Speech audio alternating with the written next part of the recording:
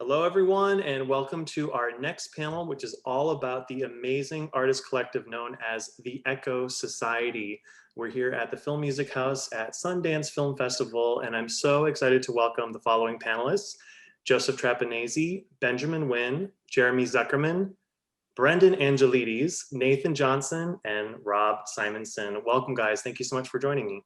So guys, I'm really curious. Let's go all the way back to the beginning. When did you first start this? How did you start this? What made you decide to create the Echo Society? Yeah, I feel like, is that like almost 10 years ago, you guys? I feel like it's almost 10 years ago. Um, and I think, I mean, really, it kind of started out of kind of out of just community, like this sense of, I mean, I feel like Rob invited a handful of us to go see a show. And like looking back, like those were the people that started the Echo Society. But I remember a lot of us had just moved to LA. It was like, it felt like the whole East Coast was coming to LA, and the city was feeling like just super vibrant, not just in terms of music, but in terms of like the food culture going on here, all the visual art stuff. And I think we were all just getting excited about this idea that LA was not only just an industry town in terms of like the film world, but it was kind of becoming an artistic hub. And so I think the initial idea was like, what if we got together kind of outside of the world of film, um, and just kind of started putting on these shows where we could kind of just be free to experiment and push each other. And I remember as we were talking about it, you know, the idea that I think was exciting all of us was like, what if this is just like a place for us to be friends and play around with and invite other people to be a part of it. That's really cool that it kind of just spawned out of friendship as well. I like that concept. It wasn't necessarily about making, the best art. It's also about how can we all just kind of get along together and have fun. How did it start, and what did it grow to become? Well, the first one was in 2013. That was actually after we had already been, getting together and talking about things. But the show actually happened was 2013, and it started off at Max Sennett in Silver Lake. And forgive me, I forgot the number of players. I don't know if anybody else remembers. I think it was 7, 9. But was it 12? Okay. Um, but starting off as like, how can we create something? We all kind of come slightly from different backgrounds and different kind of sonic aesthetics and stuff. And like for me, as example, I hadn't actually been involved in the film world or any of that kind of stuff. It was like a really exciting new place for me. And how can we kind of converge all our different aesthetics and sounds and interests into a place where we can present a show that feels a bit like a merging of a bunch of different ideas, and have that also be, most importantly, we wanted to find a place where people could commune after and be able to meet each other and talk, and have it be very much like, as opposed to just, traditional loud venue type of scenario, or something that felt too stuffy, something that felt fluid and warm and welcoming. And that, I think, was one of the continuing things that we always tried to strive for, no matter where the shows ended up going. So the first one was at Max Sennett, the second one was at Max Sennett, and then the third was at Vibiana at a church. And that one, we really kind of cracked open a bit more of the idea of it having to feel like an experiential installation-y type of thing, where we had more going on with the projection and the environment, a larger courtyard where people could hang and talk and meet each other. And we started to invite more guests also then.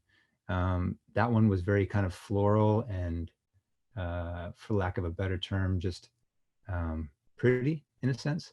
And so the next show we wanted to completely switch. We went into a warehouse in downtown LA. Had people had to walk through like kind of like a hole in the wall door through an art gallery and then go out into this this warehouse space, which was very, very different vibe, completely different vibe. The next one switched it to the Ace Theater, which was our largest traditional kind of setting where there was a stage and then an audience. And that one we invited even more guests, had even larger production. And again, having a space where people could commune and meet each other and talk.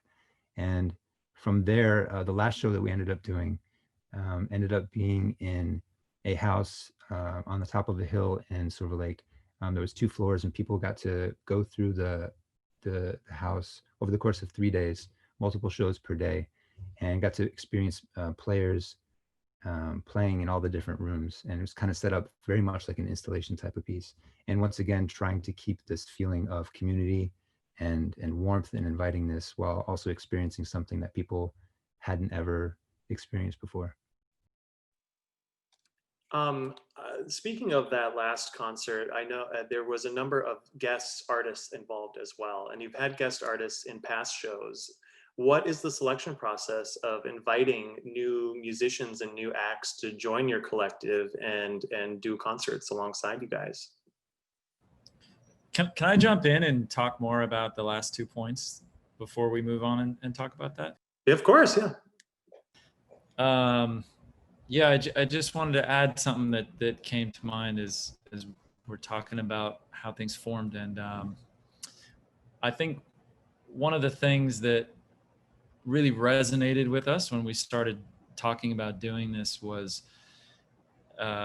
connecting to the reasons that we got into this in the first place. Like, we've all kind of been working in film in some capacity, or wanted to, or had aspirations. And I think, you know, Joe and I live in the same neighborhood, and we would go to Little Dom's and have the Monday night suppers, and this was like a weekly thing. And as this was kind of percolating, we really got excited about the idea of having an outlet outside of work, because I think it's very easy for people in the film industry to just get swallowed whole by the projects and have this kind of tunnel vision in the studio where it's about the deadline, it's about, you know, the professional relationships that you're managing as the process goes on. And yeah, I think we all got into this because we were really drawn artistically to something, to some aspect of this, music making or filmmaking, and I think this was an opportunity to really kind of tap our source of creativity in terms of what inspired us initially when we were younger, or what brought us to LA. And I think for a long time, LA has also, as Nathan was saying, been regarded as an industry town. And when you go to a lot of places in Europe or in New York, there's so much art music happening. And there is art music happening in LA, and there's a lot of it. And I think for all of us, we wanted to connect with that world and see what we could do for ourselves, see if there was something to contribute. But I think also kind of selfishly, it was about, you know, giving us a chance to reconnect with just making stuff to make stuff. And that was really exciting. And I think that when you get a group of people together and you just pick a venue, which is, you know, Nathan was driving home one day, we were talking about venues, and he was driving home, and around the corner from his house was Max Sennett. And I think he saw a show there. Nathan, you can talk more.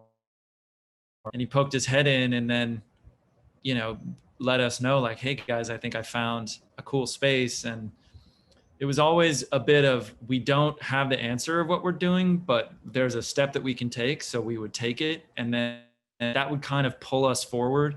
And then the process of collaboration was just kind of spurred. And yeah, and that was, as things have gone on, we've learned to trust each other more in that way. And I think trust that process of really pushing deeper into the kind of group consciousness and collective consciousness about it.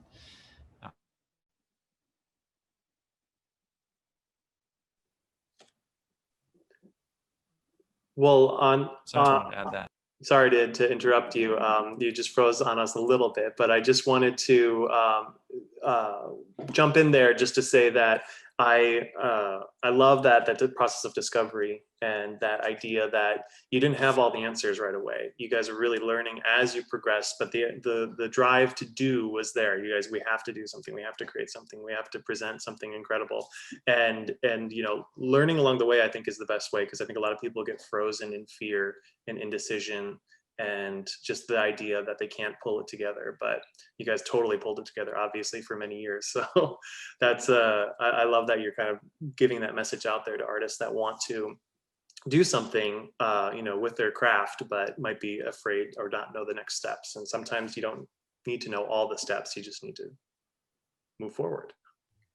Yeah, and just throwing this out there, the fear was there. It's the whole entire time. I mean, I think I could speak for the group, but I know for myself, the fear has always been there at every step of the way. You know, it's, you know, that kind of classic saying of like, it's not about the fear, you just have to walk through it, right? And I feel like we all, in our own individual ways, experienced different levels of fear, different levels of coming up to walls and kind of facing things, and genuinely, just because it's awesome that each event we feel so happy about how they transpired. But I know for me, every single one has been like, oh God, like what are we doing the next one, you know? And that's, I think, also part of the vision for this. Like, we force ourselves to write a brand new piece for everything. You know, we ask guests to do the same, and it's kind of like some beauty and some magic comes out of being super vulnerable and putting yourself into a space where it is a bit kind of scary. You know, good things tend to happen that way. Yeah. And just to add to that, Brendan, what's so interesting hearing you talk about that, I think it's so funny reflecting on, for a lot of us, our day jobs being, you know, delivering music to a production, you know, on firm deadlines, and there's not the space to feel free to be as vulnerable or as experimental, and to give ourselves this outlet where we can be more vulnerable and engage directly with our community. I mean, that really gets to this, be the sum of the Echo Society for me. Totally. I remember that first show. I had never written for live instrumentation in that kind of a concert setting. And so that was new for me. And on top of that, we're 7 people that, you know, are somewhat related to the industry or heavily in the industry. And so in the audience was going to be the head, you know, every agency, the head of most studios, like performing rights societies, like everybody that you might want to impress. If that's how it felt to me, everybody that I might want to impress was going to be there. No pressure, but like, you know, just have fun. So, but I think the amazing thing about that is that pressure is what creates real growth, in my opinion. So, you know, you put yourself in a scenario where you're a little bit out of your comfort zone, but there's a deadline and there's all these people coming. And so that is such an incredible driving force to, for growth. I mean, there's like no two ways around it. You put yourself in, you get in this sort of like train, and it's leaving the station, and you just kind of have to be ready. Yeah, I think that's something that we've come to really embrace as well, is the fear. If we don't feel afraid, then we're missing something, then we're not doing it right. Because we know then that we're taking risks personally, we're taking risks collectively. And that's, I think, where the best stuff comes, like Ben was saying. And it's that analogy of throwing your hat over the wall, and then you have no choice but to climb over the wall to get your hat. You know, we challenge ourselves to do that. And I think if we did a show where we didn't feel that fear, feel like an Echo Society show, we might all have less gray hair, but yeah. Totally. I think like for me, the gift of the Echo Society is that we've created this platform for experimentation and for growth. Well, awesome, guys. Now I'm very curious about your artist selection process. So if you guys could, I've seen a number of these shows. I was introduced to some pretty incredible artists I'd never met before. So yeah, what is that selection process? How do you guys go about inviting people to be a part of the collective?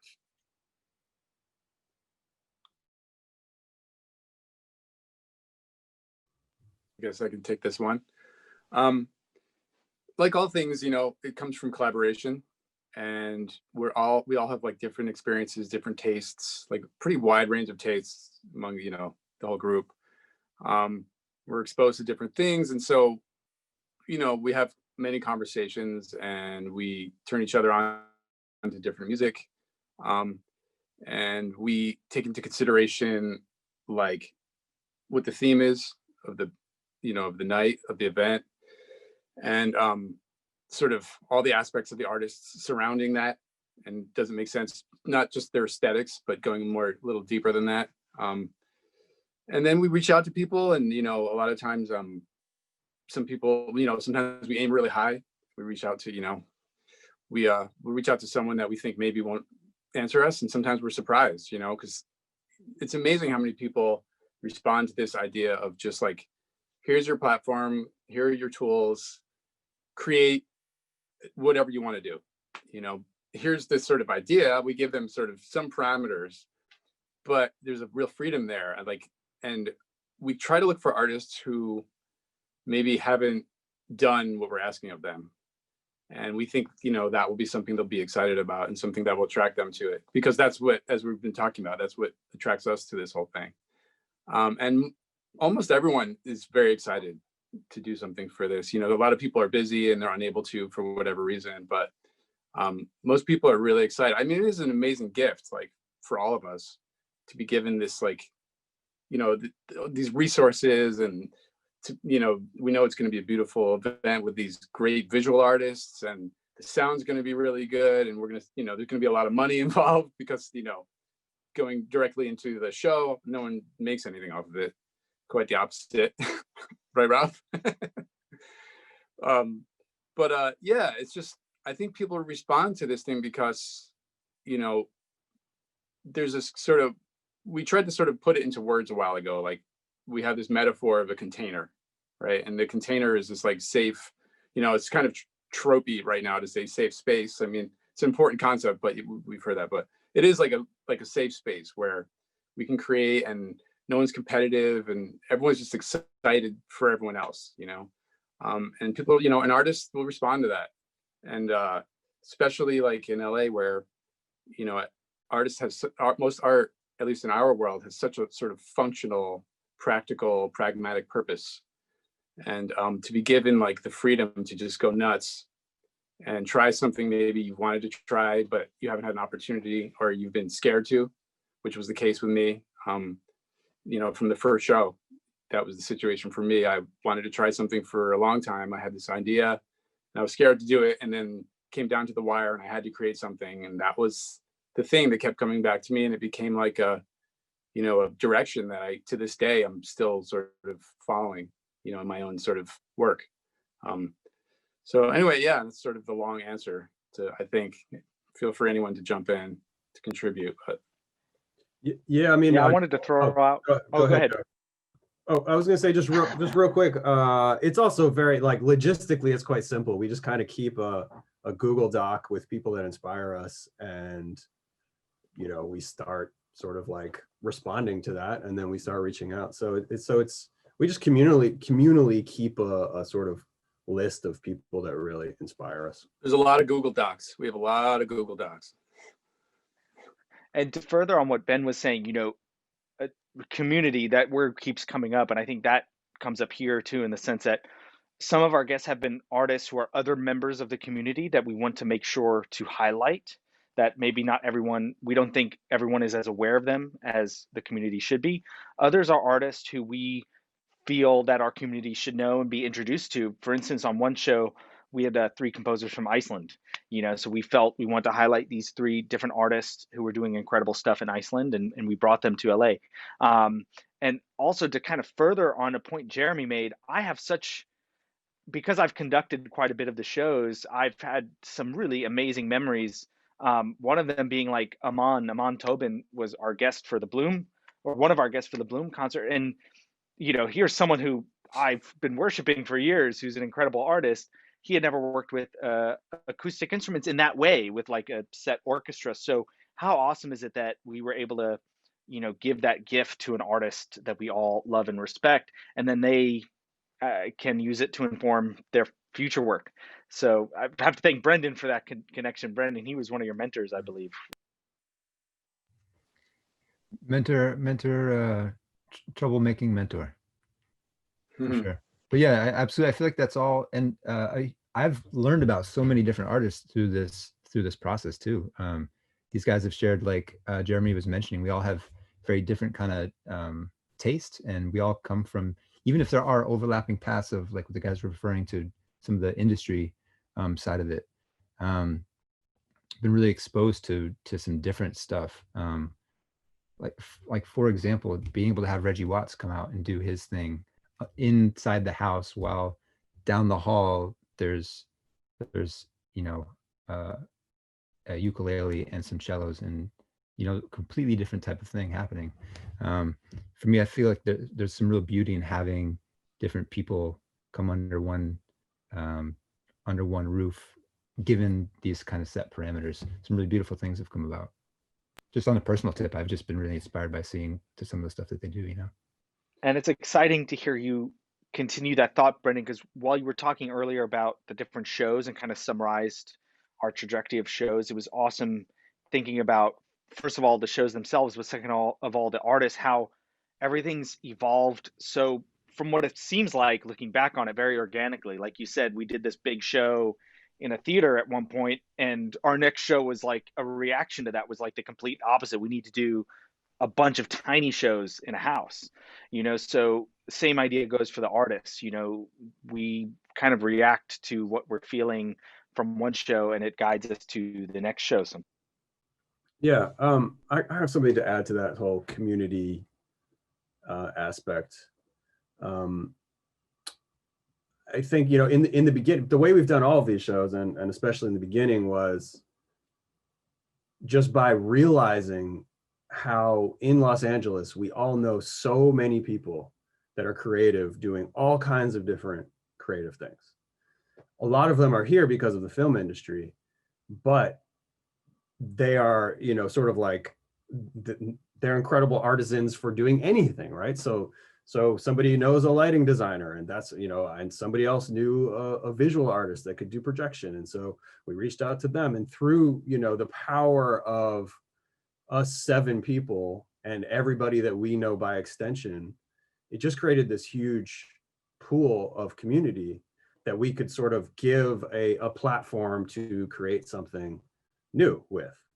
And that's just grown and grown. And I remember, so I feel like there's so much power in that. That was kind of an amazing realization, when you realize how much power there is in creating something all together. Like, communal creation is an incredible way to bring people together, especially people that could be competitive amongst each other in this kind of field. But the power in actually helping each other is just orders of magnitude greater. And I remember being really struck at the Ace show, which was our 5th show.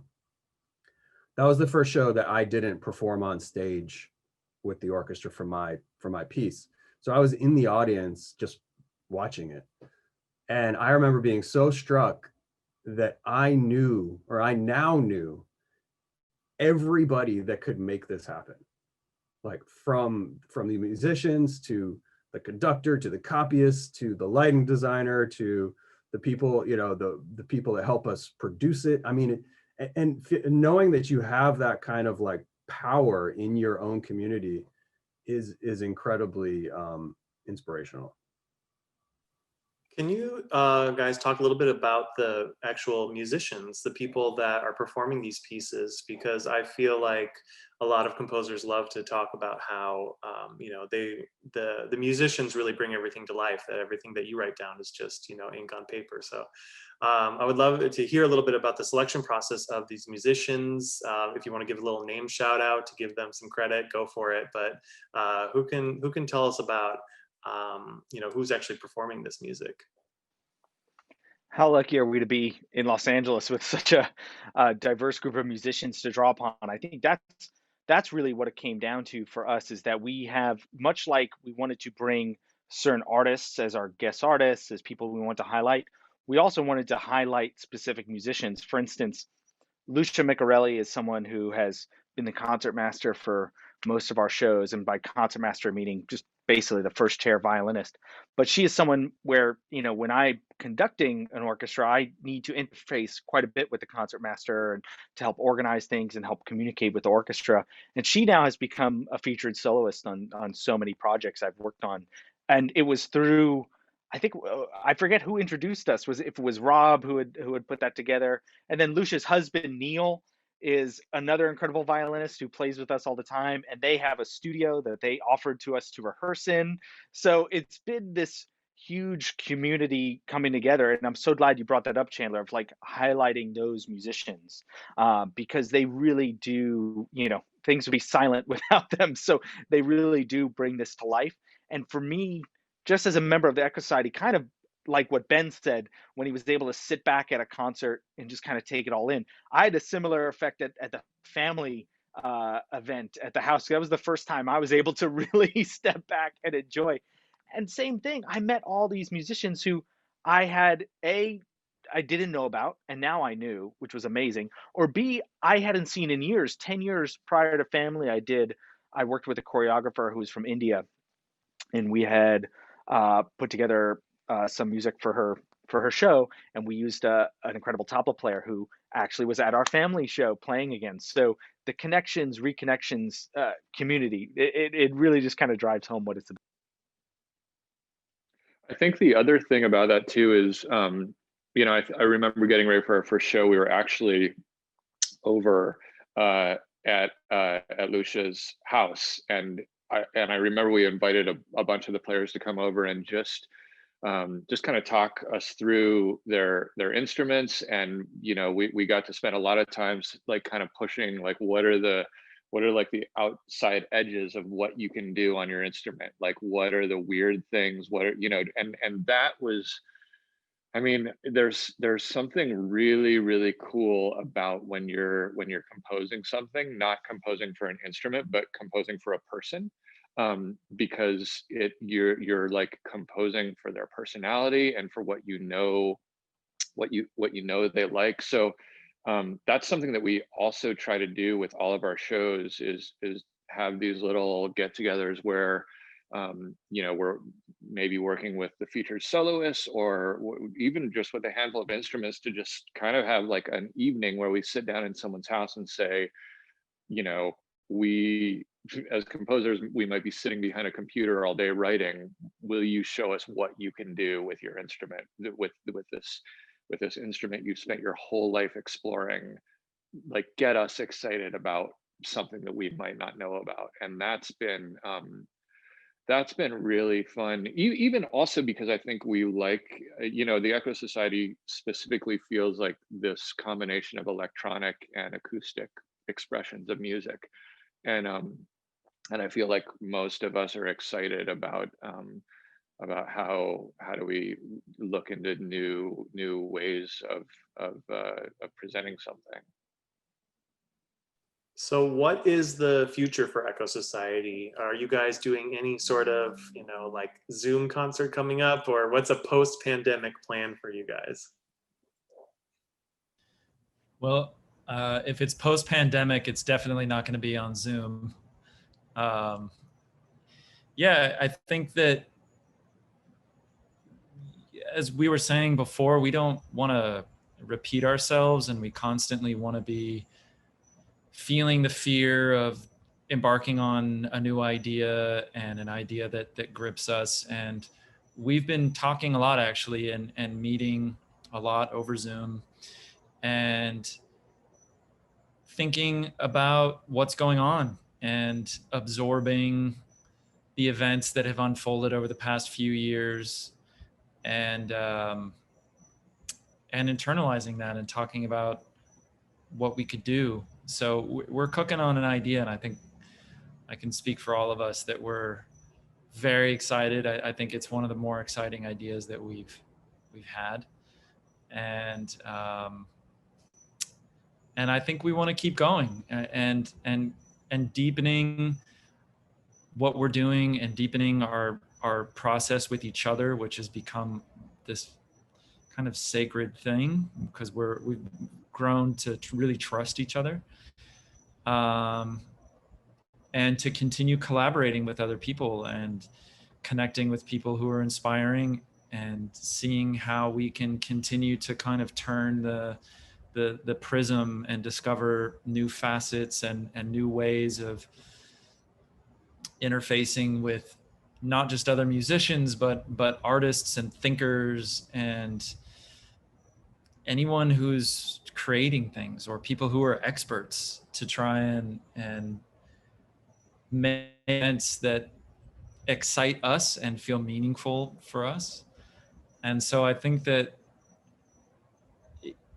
you know, take a lot out of us when we do them. And there's always the question of how long is this going to go for? But I can safely say I feel like it feels like in some ways we're kind of hitting another gear, just in terms of our conversations about where we want to go. Yeah, I think there's road in front of us and energy to keep doing what we're doing and see where it takes us. Yeah, I think so. We're in the stages of planning, so we don't want to give too much away, but I think that we're all really excited for when Los Angeles and the world can start communally meeting again, and because we've all really been missing that, and missing the sense of community and touch and being in a space with other people, and just trying to deal with some of the trauma that's gone on these last couple of years. Well, that's great news to hear that you guys are at least thinking about doing something in the future. So I look forward to whatever you guys put together whenever it happens. And I want to thank you all for taking the time to speak to me about the Echo Society and everything that you guys do. And so, yeah, thank you very much.